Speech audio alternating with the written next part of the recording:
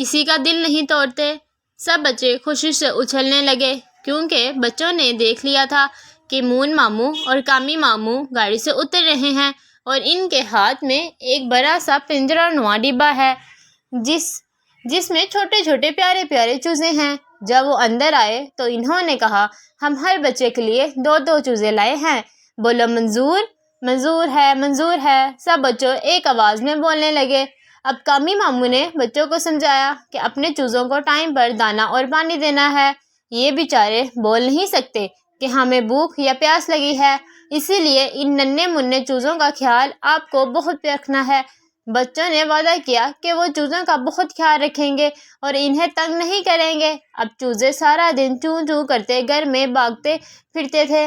بچوں نے چھوٹے چھوٹے برتن رکھ لیے تھے جن میں انہیں دانا اور پانی ڈالتے تھے۔ جب چوزے دانا کھاتے تھے تو بچے انہیں دیکھ کر بہت خوش ہوتے تھے۔ دانیال کی کوشش ہوتی تھی کہ چوزے برتن میں ہی کھائیں اور پیسے بھی کریں، لیکن وہ اپنی پسند کی چیزیں زیادہ کھاتے تھے۔ سب سے دلچسپ وہ منظر ہوتا تھا جب کوئی چوزا کیڑا مکوڑا منہ میں پکڑ کر تیزی سے بھاگتا تھا اور دوسرے اسے سارے تیزی سے اس کی طرف بھاگتے تھے کہ مجھے بھی دو۔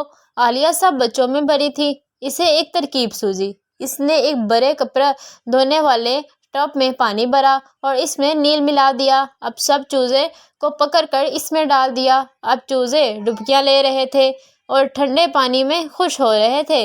جب باہر نکالا تو سفید چوزے ہلکے ہلکے نیلے ہو کر بڑے پیارے لگ رہے تھے۔ ایک دن شامی ماموں نے آ کر بتایا کہ ایک موٹی سی بلی خطرناک ارادے کے ساتھ چوزوں کے ڈبے کے ارد گرد گھوم رہی ہے۔ بچے بڑے پریشان ہوئے۔ اب جب بھی انہیں بلی نظر آتی تو وہ اسے بھگا دیتے۔ ان بچوں کے گھر میں ایک ماسی کام کرتی تھی۔ ایک دن ان کا چھوٹا بیٹا بلو ان کے ساتھ آیا۔ وہ بڑی دلچسپی سے کہا، ایک چوزا مجھے دے دو، میں اسے اپنے گھر لے جاؤں گا اور اسے دانا پانی کھلاؤں گا، کھیلوں گا۔ لیکن سب بچوں نے انکار کر دیا اور کہا کہ ہم کیوں دیں اپنا چوزا؟ وہ بیچارہ مایوس ہو کر چلا گیا۔ کامل خانہ نے سمجھایا کہ دے دو، ہم تمہیں اور لے دیں گے، لیکن بچے نہ مانے۔ دوسرے دن سب بچے اپنے دوست کی سالگرہ کی تقریب پر گئے ہوئے تھے۔ جب رات ہو گئی تھی واپس آئے اور ڈبے کے پاس گئے تو دیکھا کہ ایک موٹی سی بلی ڈبے میں بیٹھی ہے اور تمام چوزوں کا صفایا کر چکی ہے۔ بچوں کا غم اور غصے سے برا حال ہو گیا۔ نانی اماں نے سب بچوں کو اپنے پاس بلایا اور کہا، بچوں، تم نے ماسی کے بیٹے کا دل توڑا تھا اور وہ بھی تمہارا جیسا بچہ تھا۔ اس کا بھی دل چاہ رہا تھا کہ وہ چوزے سے کھیلے اور اس نے تم لوگوں سے ایک چوزا بھی مانگا تھا جس پر تم لوگوں نے صاف انکار کر دیا تھا۔ اللہ کو غریب بہت پیارے ہیں۔ ہاتھ سے کام کرنے والا اللہ کا دوست ہوتا ہے، اسے حقیر نہیں سمجھنا چاہیے۔ ہمیں اپنی خوشیوں کے ساتھ ساتھ اپنے ارد گرد غریب لوگوں کا خیال رکھنا چاہیے تاکہ اللہ ہم سے خوش ہو۔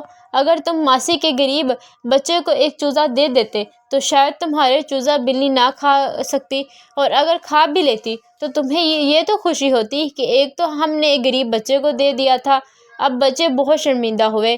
انہوں نے نانو اماں سے وعدہ کیا کہ آئندہ غریبوں کا خیال رکھیں گے تاکہ اللہ ہم سے خوش ہو، اور کسی سوال کرنے والے کو سوال رائدہ نہیں کریں گے۔